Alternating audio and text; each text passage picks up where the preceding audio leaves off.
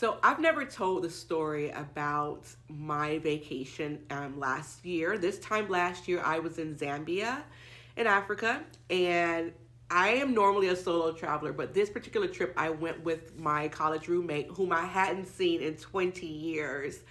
We had an amazing time, but this particular excursion we went on, we did a game drive. We were in Zambia. We did a game drive. We were picked up and taken to this location, and we ended up going to Botswana. So we did a game drive in Botswana, and you know when you do certain things, you're met with other people, and other people join your group. Normally, well, that's what happened. People joined our group. Now, normally, like I said, I'm a solo traveler. And when I'm a solo traveler, I like to be solo. I don't really talk to people. I definitely don't try to get invited places. I don't try to, if someone says, hey, you want to meet me at the bar? I usually don't do things with other people because I'm solo. I like to be by myself. But my girlfriend, she talks to people. Like, she was very outgoing and friendly. And I was friendly, but I just didn't want to, meet people. I don't trust people too much. So, anyway, we're on this Jeep in Botswana starting our tour, and this very friendly man is sitting in front of us. Now, he talks to us the whole time. He makes jokes. He's so nice. He's like amazing. And we asked him what's his name, and he tells us what his name is. His name is Ron. And we're like, oh, cool, Ron. Ron's from the U.S. So we thought it was cool that Ron was from the U.S. and he was actually traveling through Africa. He had been to so many different countries, and this was his last stop. He was headed home in 3 days, which was, we thought that was really dope. He had been doing it for, I think, 60 days. But anyway, Ron, we asked him, well, what do you do? Because he was probably in his 60s. And we were like, what do you do for a living to allow you to be able to travel that much? He's like, oh, I'm a doctor or I'm a retired physician. Okay, well, that means he got some money. So what she says, he got money. But anyway, so we thought he had money. He was cool. Okay, he's retired. Maybe we'll hang out with him for dinner later, do something.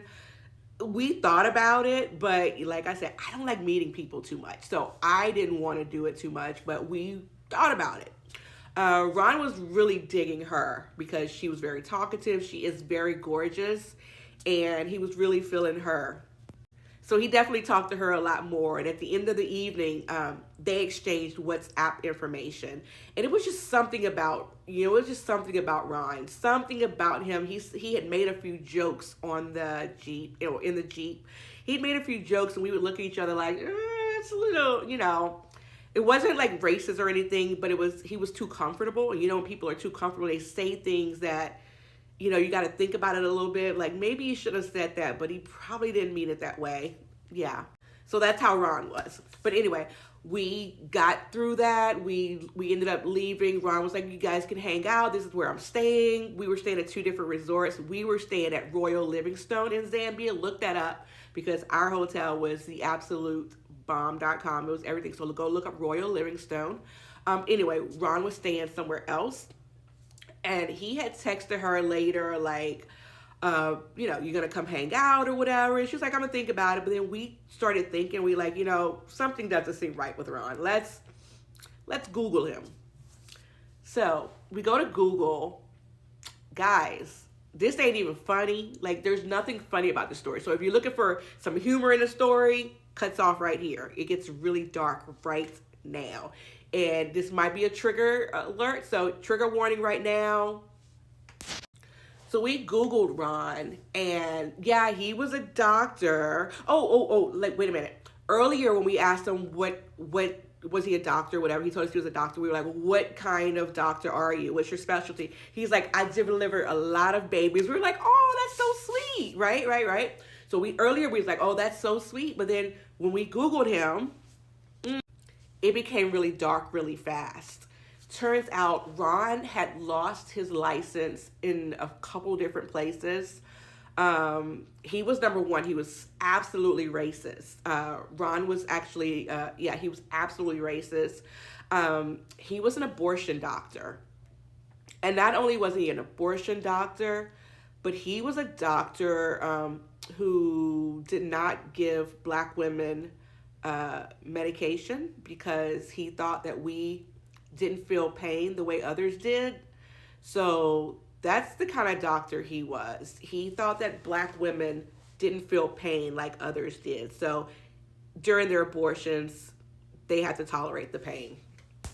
Now, when Ron was met with protesters for his abortion clinic over time, people would scream and yell. I mean, it's very rare to find abortion doctors anymore. The numbers are just down. There's just not a lot of them.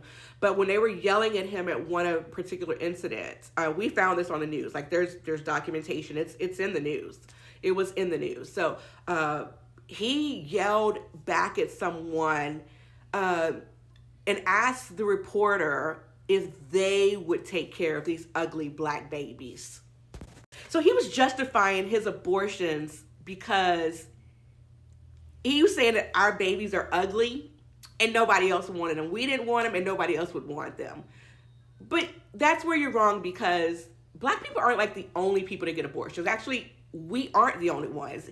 White people just usually have enough money to send their kids out of state, or they're wealthy people are always going to have access. But the whole narrative of black people having abortions, I just wish it would stop. But that's one part of who this guy was. But another part was he had been, his license had been suspended so many times for having sex with patients, for raping patients. Like there's mugshots online of this guy.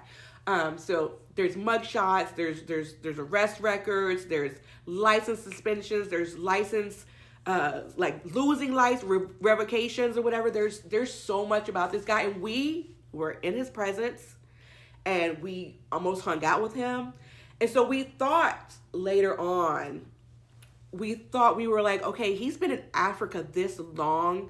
God, please. Like, we prayed on it. We were like, we really hope that he was not in Africa harming anybody.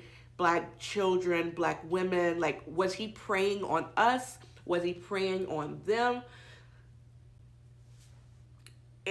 Crazy. So I had some pictures and videos that popped up in my gallery, and that's what made me think of this story, because I never really told anybody. So my whole thing is, I looked him up. I Googled him to see what he was doing now, to see if I could find anything, and it looks like he might be practicing in Florida. Looks like his license was suspended previously, or revoked in Florida, or at least suspended, but he may have it back. I'm going to do a little bit more digging over the next couple of days and see, because somebody like this doesn't need to be practicing anywhere. But I've never really told that story, but that's literally what happened. So at that point, my girlfriend blocked his number. There was no communication ever again after that. Blocked, don't want to talk to him, don't ever want to meet him. And this is why I don't trust people. I don't trust people. Like, people really come across as like the best people in the world, big hearts, whatever. And I literally look at people sideways, like, I don't trust you. And when I solo travel, trust me, I'm looking around my shoulders everywhere, because I don't trust you. I don't trust people in the States. I don't trust people out of the country. I'm very careful. I'm going to get back to solo traveling, not talking to people, doing my own thing. And Ron, I hope he's not practicing. I hope he can't do anyone else any harm. I'm going to do a little bit more digging and find out whether he is. And you guys be safe out there. Abortion is healthcare. Abortion is healthcare, but we need the right physicians to be licensed and to care for them. And we need a government system that allow women to seek that particular healthcare if necessary.